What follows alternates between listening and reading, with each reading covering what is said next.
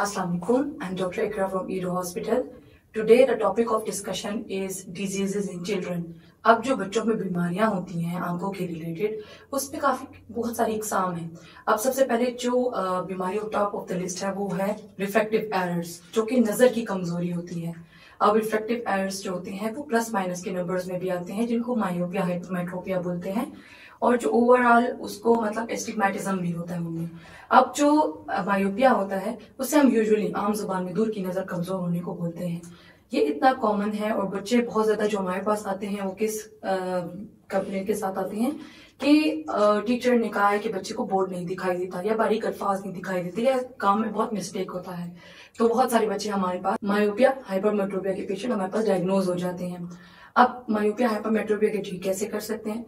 ये हमारे पास नॉर्मली जो ज्यादा मसला होता है, बहुत सारे लोगों का सवाल जो हमारे पास होता है कि ये होता क्यों है डॉक्टर साहब, ये हमारे पास या आंख की लंबाई से की वजह से होता है, आंख की शेप डिफरेंट होती है बच्चों में, या जो आंखों का शीशा है उसकी मोटाई या उसका बेंडिंग पैटर्न जो है वो डिफरेंट हो सकता है, या बच्चा बहुत करीब से चीजें देखना शुरू करता है जिसकी वजह से स्ट्रेट पड़ता है और डिफरेंट एंगल से लाइट अंदर जाती है तो कॉर्निया से पीछे आंख की तरफ, तो ये भी एक मसले हो सकते हैं।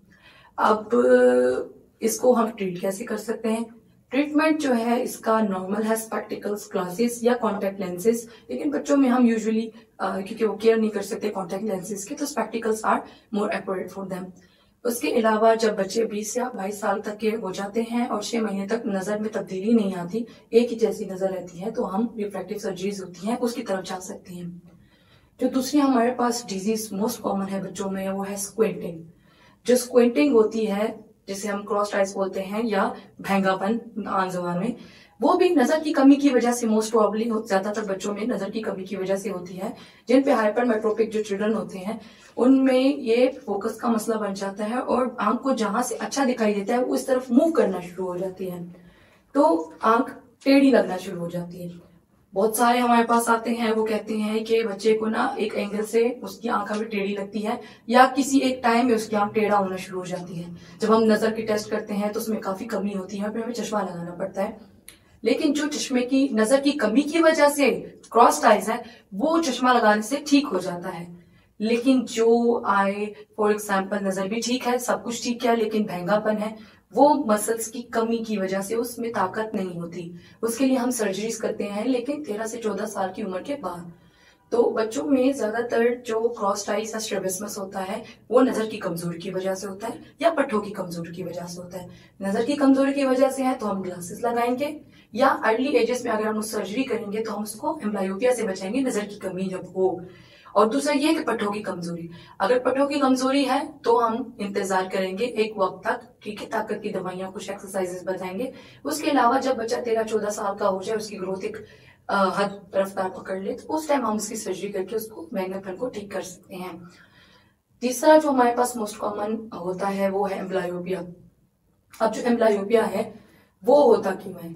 अब फॉर एग्जाम्पल एक बच्चा मायोपिक है या हाइपरमेट्रोपिक है और वो हमारे पास आता है, लेकिन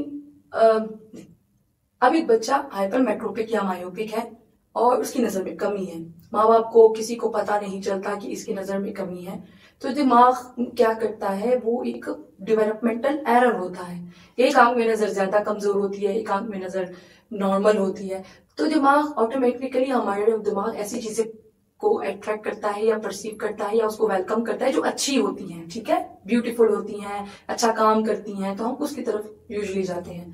तो जब हमारी एक आंख कमजोर है और दूसरी ताकतवर है, अच्छा काम करती है, तो हमारी दिमाग ऑटोमेटिकली कमजोर आई को उससे काम लेना कम कर देती है।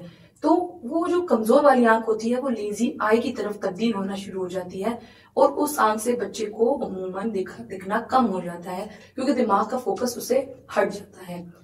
उस बच्चे में एक आंख में नजर एक्सट्रीम कम होगी और कोई भी चश्मा लगाने से इम्प्रूव नहीं करते। लेकिन हमारे पास एम्ब्लायोपिया को हम पैचिंग करके उसमें बेहतरी ला सकते हैं। हम क्या करते हैं, अच्छी आंख के ऊपर पट्टी लगा देते हैं और उससे हम एक्सरसाइजेस करवाते हैं। 3-4 घंटे वो आंख दिन में बंद रहती हैं, फिर अगले दिन दोबारा ऐसा करते हैं, तो जो कमजोर आंख होती है दिमाग उससे देखना शुरू कर देती है और बहुत सारे बच्चों में इसमें इंप्रूवमेंट आना शुरू हो जाती है वक्त के साथ साथ। इसके अलावा जो एम्ब्लायोपिक आई है उसको हम बचा कैसे सकते हैं? बच्चे को वक्त पे लेके आए। स्कूल डालने से पहले एक दफा मुआयना कराए, स्कूल में डालने के बाद हर 2 साल बाद जरूरी है बच्चे के आंख का मुआयना हो, क्योंकि हम लाइयोपिक आई ऐसे ही नहीं पता चलता। हर कम से कम 100 में से कम 5 बच्चों को ये मसला रहता है, और इसको हम बचाने के लिए हमारे पास वक्ती मुआयना है।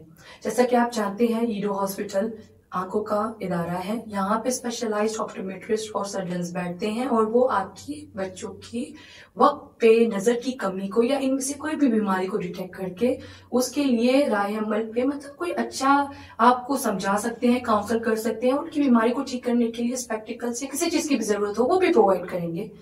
और आप लोग आए, विजिट करें, अपने बच्चों का मुआयना करवाएं। मैं बार बार हर फैमिली फंक्शन में जहां भी जाती हूँ इस बात पे जोर देती हूँ कि काइंडली अपने बच्चों का आंखों का मुआयना, जिस्मानी मुआयना हर 6 महीने बाद, साल बाद जरूर करवाया करें, ताकि हम मिल के इन आई डिजीजेस को कम से कम तर कर सकें। शुक्रिया।